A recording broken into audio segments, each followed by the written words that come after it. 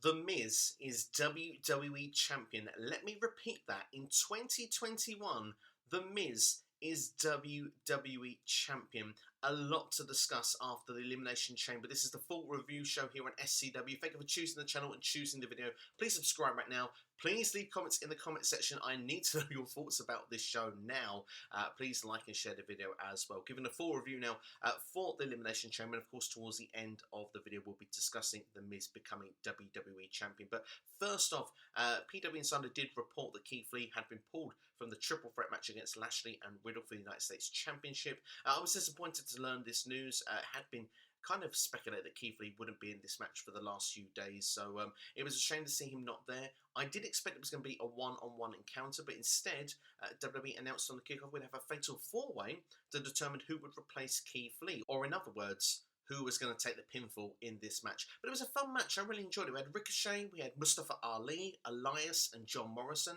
It just shows that WWE do have a stacked undercard of superstars that they don't use. So a lot of talented people on the roster here, and it was felt quite unpredictable as well, because with the triple threat match environment, we would have one babyface and one heel in the match. It wasn't kind of obvious who was going to have that spot. Now, if you'd asked me looking at them for, I would have liked to have seen Mustafa Ali take the spot, to be honest, of everybody. But I also would have been quite keen to have seen Ricochet to actually get a pay-per-view show out. I think that he would be well deserved to see him showcase his aerial talents on pay-per-view once again. I think him and Lashley and Riddle would have made a really fun triple threat match. But a surprise from this, it did look like Ricochet was going to win, getting the pinfall over Mustafa Ali. Remember, it's a no DQ environment in a Fatal 4-Way. Retribution members were actually at ringside as well, and they actually managed to drag Ricochet out of the ring, and then he went back first, being thrown into the steel ring post, which looked quite painful. At this point, Mustafa Ali was kind of watching the efforts of outside, and John Morrison, using his experience, got the roll-up and the 1-2-3, and inserted himself into the triple threat match later on in the evening. Now, this really showed a bit of a surprise factor for me. I really didn't see John Morrison winning this one, but I thought myself, well, this is perhaps long overdue, seeing John Morrison get a good singles run in WWE. I'd quite like to see that. I actually was thinking, hopefully, Taya Valkyrie actually just debuts on the main roster and helps him win the championship, because I think they would have a fun dynamic as a partnership. But needless to say, probably more than likely, as I said earlier on, I think he would be the one taking the fall when seeing him actually inserted into this match. But a fun fatal four-way. I did enjoy the kickoff match very much. Going into the main show, then we had the Elimination Chamber match from the SmackDown side, kicking things off. Of course, it was the number one contenders chamber match, the winner facing Roman Reigns later on in the evening. We had in the pods to kick off, we had Kevin Owens, we had Sami Zayn, we had King Corbin and Jey Uso. This one we had a great dream scenario starting off the match with Daniel Bryan and Cesaro. Amazing to see these two kick things off. Very on in the match, Daniel Bryan hurt his leg, and you can see that was going to play integrally into the storyline of the match, which I thought was quite fun to see, that we had that sort of layers, because I want to see this stuff. We used to see it a lot in old chamber matches where people picked up injuries and you see them on the next show not quite themselves, still lingering injuries from that event before. So I like the fact that body parts were being targeted in this environment, and it was being made part integral of the match and the story. I think it really adds to the Elimination Chamber rather than just seeing needless fists and bumps taken and not really showing any ill effects. So I really like that this nice touch was put in. King Corbin was the first one out of the pods there, and of course we did have Sami Zayn and Kevin Owens eventually join the fun as well. But I like the fact that King Corbin looked quite dominant throughout this. It was a more serious Corbin we've seen for a while, and I really like that this style of booking that they're giving him, and I hope they do actually show that going forward. King Corbin was the first eliminated though, of course, falling victim to the Cesaro swing and then tapping out to the sharpshooter. So King Corbin was the first one eliminated. I love the dynamic we had with Kevin Owens and Sami Zayn, to come back to them too. The fact that Sami Zayn actually was, they had an actual interaction. You could hear what the conversations were in the pods as they were coming into the ring, and I could just see the conflict between them two. And I thought this could actually play into the match. The fact that Kevin Owens wanted nothing to do with Sami Zayn, but Sami then saying to him, well, look, the establishment don't want us to be. We should work together. We should go against them because the fact that we're not wanted in that main event sort of picture. But of course, Kevin Owens had none of it, managed to attack Sami Zayn throughout. There was actually more interaction with other superstars. I love the fact that Sami Zayn was running around the chamber trying to get away from everybody. Cesaro chasing him as well. A great fun spot from the top of the chamber where, Sami Zayn was knocked off of it, and this led to actually Cesaro doing some chin-ups at the top of the chamber, which was quite fun to see. Kevin Owens eliminating Sami Zayn from the match. For this point, we did have Jey Uso, who was the last person entering in as well. Nice touch as well, with the idea of Roman Reigns, the Tribal Chief, getting things the way he wants. Someone in his bloodline being the last one out of the chamber pod made a lot of sense. But of course, when Sami Zayn had been eliminated by Kevin Owens, this is when we got a really fun twist into this match, because of what Sami had been saying earlier actually played into the narrative of the match, where Jey Uso then actually attacking Kevin Owens and actually having his arm caught with the chamber kind of door structure, and then super kicking Kevin Owens multiple times before hitting a splash and then eliminating Kevin Owens from the match. This was left us then with the final three. Of course, we had the people that started the match off, Daniel Bryan and Cesaro, along with Jey Uso. Jey Uso managed to get the best of Cesaro as well. To my sadness, I really thought Cesaro was going to win this match, but again, actually doing Roman's dirty work. But then it led to him and Daniel Bryan left at the end of the match. Daniel Bryan had been wrestling for a long time by this point, injured knee and all. As I said, was just a nice touch here, but Daniel Bryan did manage to get a running knee to pick up the victory and actually win the Elimination Chamber match. And of course, he's now won. I think this is the third time Daniel Bryan has won the Elimination Chamber in his career. Roman Reigns was not wasting any time though, and actually defending his title straight away. A lovely touch. I thought that at the start of this, Roman was going to run in for the spear and go straight into a running knee to give that near fall attempt, but instead he runs straight into the yes lock. And I thought to myself, this was much more gripping, because the fact is that yes lock could be held in for longer, the tension could be there for longer. This was a really nice executed move, but Roman, he was too fresh, he was too strong. He managed to power his way out of this and just put the guillotine on Daniel Bryan for the quick victory. For me, I was surprised Daniel Bryan, when you look at things, did pick up the victory in the chamber. I didn't think he necessarily needed it, but when you look and see how dominant Roman Reigns was here, I think that this was the right move to do, because Daniel Bryan can afford to lose in a couple of minutes, especially after winning the chamber. If someone else in the prominent role had been in this position, like Cesaro, for example, I think people would have looked and said that he didn't get a fair opportunity at the championship, would have got a lot of heat in the way it had been booked. I think that it's more protected and perhaps more favourable that Daniel Bryan was in this position as a result. But before Roman Reigns could celebrate too much, he then got speared out of nowhere from Edge pointing at the WrestleMania sign, and all in a quick motion of winning a chamber match, a WWE Universal Championship match, and also declaring WrestleMania, all in the space of 5 minutes. This was very action-packed, and this felt like watching like Raw or SmackDown back in the noughties. This was really fun TV watching here, and Edge making that decision for Roman Reigns at WrestleMania, clearly the right decision in my opinion. Now looking at it, spear versus spear, you've got the dream case scenario here of Roman Reigns being in an amazing storyline, an amazing storyteller. Edge coming back now with this, comeback story that he's got going on. Of course, he was on SmackDown when he retired. It's 10 years, 10 WrestleMania since he had to forfeit the championship that he never lost. Perhaps maybe it'll even be an idea where he wants to bring the big gold belt back. Who knows? But this is going to be a very fun rivalry. And I'm going to make a prediction now for Fastlane. I'm predicting that Edge and Christian will reunite as a tag team in one of the major matches against Roman Reigns and Jey Uso. That will be my prediction early doors now, giving you as a match that will be given at Fastlane. Next, then, we had the United States Championship match, and of course, John Morrison then inserted himself into the match to take on Riddle and, of course, the champion Lashley. This was a fun triple threat match. I mean, Lashley looked so dominant from the get-go here. There was really no stopping him. The only way that either of the other two had a chance was they realised they had to work together. And even then, after doing a couple of attacks and then going to each other, Lashley would quickly recover and become dominant once again in the match. There just seemed to be no stopping him. And this new aggression side we've had since the Royal Rumble, I love it with Lashley. He feels like main event. It feels like he's ready for the next level. And for that case then, as I said in the predictions, I thought he would win. But I said if he was going to lose, perhaps he'd have a different opportunity to present himself for WrestleMania. And the way to then make him lose the championship is for him not to be involved in the decision. Riddle was on the outside with MVP and, of course, took MVP's crutch. MVP has been injured since Raw last week. Used that crutch on Lashley to actually get, it's no disqualification environment. Lashley is out of the ring, and Riddle managed to hit the Bo Derek and got the 1, 2, 3. So a brand new United States champion in Riddle. Now, I do pose the question and say, first off, this was a very fun match and I did enjoy it. But had Keith Lee been in this match, I think Keith Lee was going to be United States champion. I think Riddle would have been the guy taking the fall. So I'm not so sure Riddle is the first choice here as United States champion. But what I will say is it's fresh, it's exciting. there seems to be quite a division for the United States Championship on Raw, looking at judging on the pre-show as well. Will Riddle and Keith Lee have a match further down the line? Will Lashley even want a rematch? We'll have to wait and see. But one thing's for sure, this was a clever way to get the belt off of Lashley in this environment. Like I say, he seems like a monster. He is ready for bigger and better things, and we'll discuss more of that as we go later into the video. Now, at this point of the show, I thought it'd been absolutely fantastic. I enjoyed it. I think it was really, really good. So somewhere it had to go a little bit wrong, didn't it? The Women's Tag Team Championship match, Nia Jax and Shayna Baszler against Bianca Belair and Sasha Banks.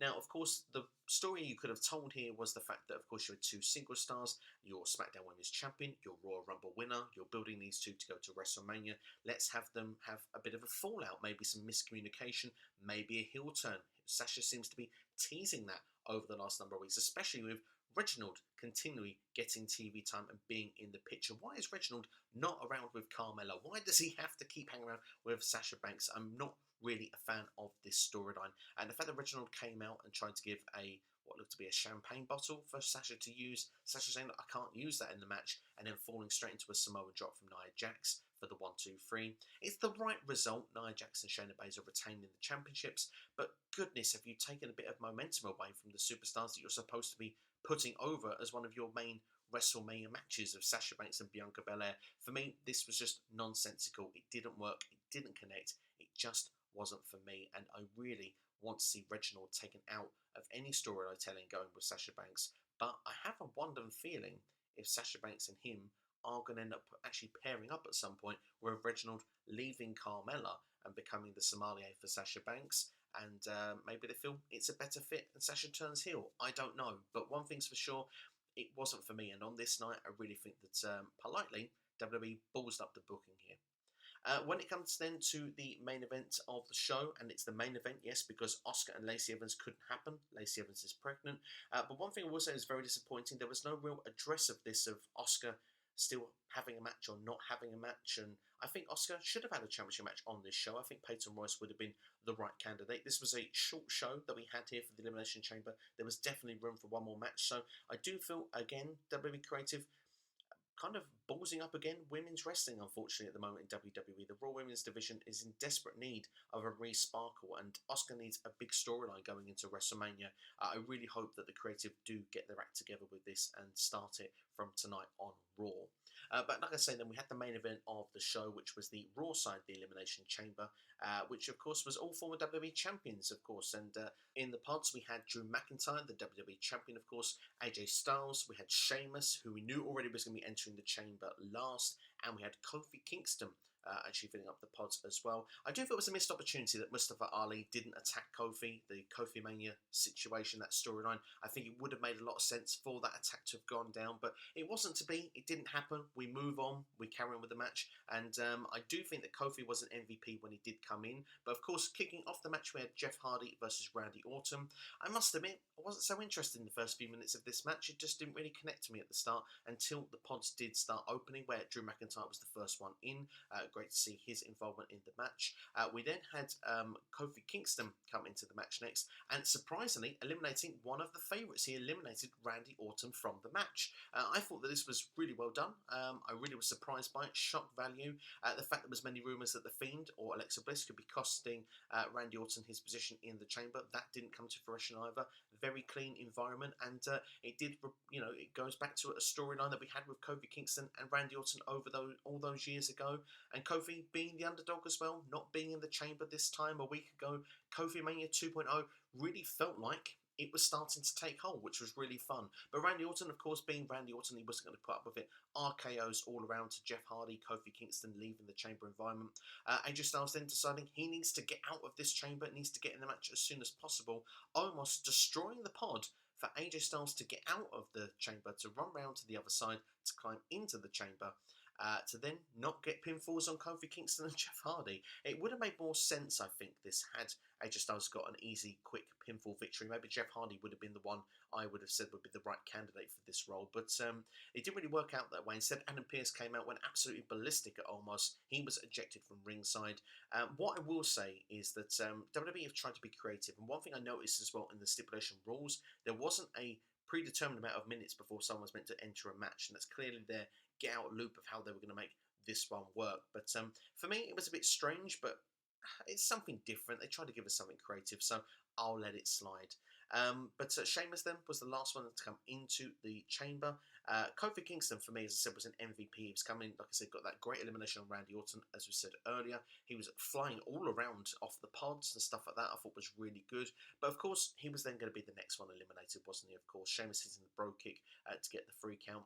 Jeff Hardy was then eliminated afterwards by Claymore from Drew McIntyre. But Jeff Hardy had been in the match for quite a long time. This was definitely good to see for him, because obviously Jeff Hardy not really had a good run on Raw recently, so to get a good showing in this chamber might just give him a little bit of momentum to kickstart on now going into the WrestleMania season. We come down to the last three in the match, and I must admit this was my favourite part of the match here. Sheamus hit the bro kick on Drew McIntyre, and just before he can get the free count on a very beaten down and weakened Drew McIntyre, he was hit with a phenomenal forearm from AJ Styles to get knocked out for the free count. This was great because it protects the rivalry between Drew McIntyre and Sheamus, and we can actually put that on the side and use it for another day. If one had beaten the other very clean here, I'm not sure how you can justify doing the one-on-one match going forward. So for me, I really liked this. I thought it was genius booking. And surprising then, AJ Styles was the last one left in the chamber with Drew McIntyre. And it looked like that AJ Styles was going to pick up the victory, going for the phenomenal forearm once again. As he came off the top ropes, coming to the ring, fantastic, transition from the forearm and going straight instead into a claymore for Drew McIntyre to pick up the victory. Very well executed, very well done. Did enjoy this chamber match, but I do feel that there was a bit of a bizarre segment in the middle there with that AJ Styles stuff, and I don't know, I just felt that in places this wasn't as good as the chamber match earlier, but I do feel it was the right result in Drew McIntyre picking up the victory. Now, before the Elimination Chamber matches, we can roll all of this into one. We did see a very brief moment backstage of MVP and The Miz talking with the Money in the Bank briefcase full in-camera shot.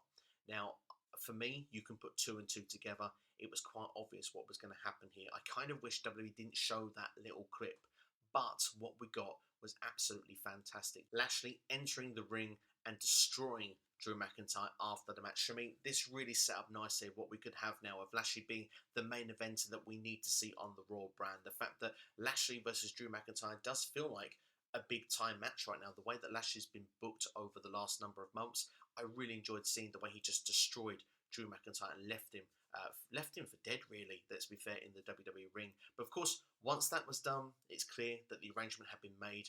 The Miz's music hits, and Miz comes down and cashes the Money in the Bank briefcase in. The bell eventually rings when Drew McIntyre makes it to his feet.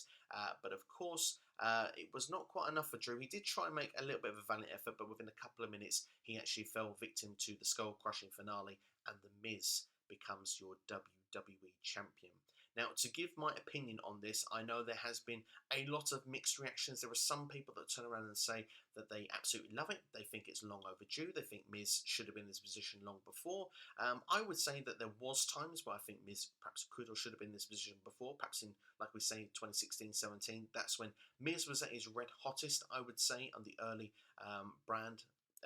The brand split that we had there, of course, with the Talking Smack stuff. I mean, Miz has always been great on the mic, but as well, he had great matches as well with the Intercontinental Championship. Him and Reigns were a great partnership. I felt at that point on SmackDown he could have gone for that championship picture, but we're a few years later, so I would turn around and say in the basis of this, for the people that are really upset that it's happened, there's quite a few of them as well, I would turn around and say that I understand the upsetness with it, but I don't feel upset, but I don't feel ecstatic either.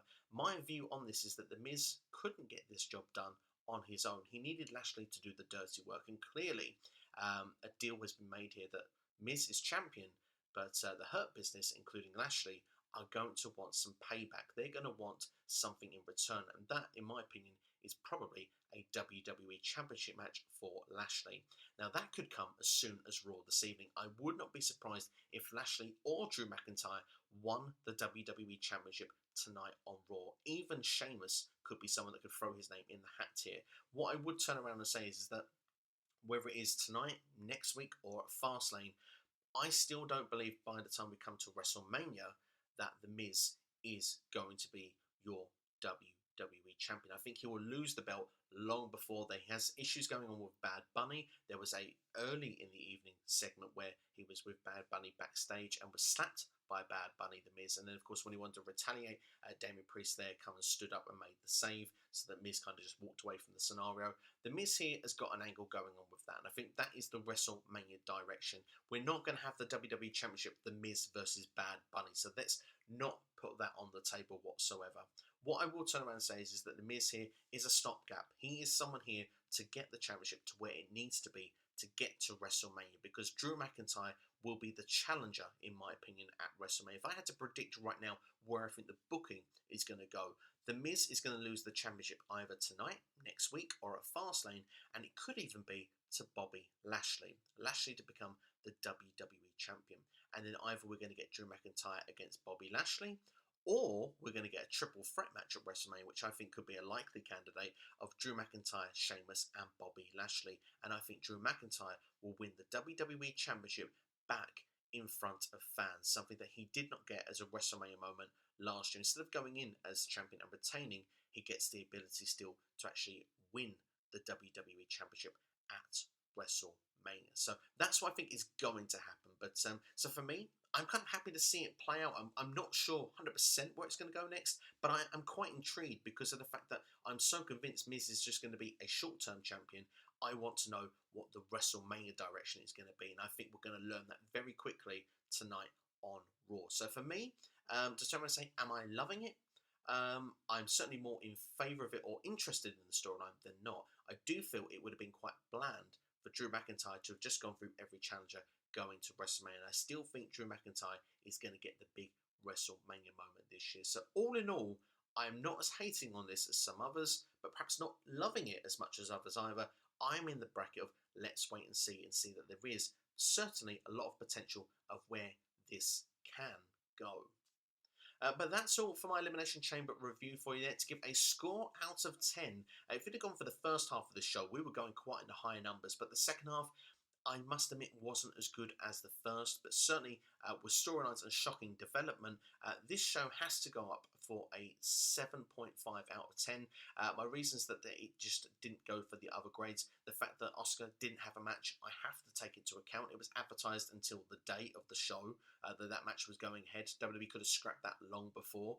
As well as that, the Women's Tag Team Championship match was just awful, in my opinion. I really didn't enjoy it. And the Raw Chamber match was okay, but for me wasn't as near as good as the SmackDown one. I do think when it comes to these shows, WWE needs to look at perhaps maybe how they do this and maybe have one of these gimmick matches rather than two in the show. Sometimes they come across as too much in one night for me. So for me, I would say the SmackDown one at the first one of the night, and with a lot of these stipulation events, usually the first one at the start of the night usually, is better than the one we see later in the evening. So that's something I think WWE could look at in the future.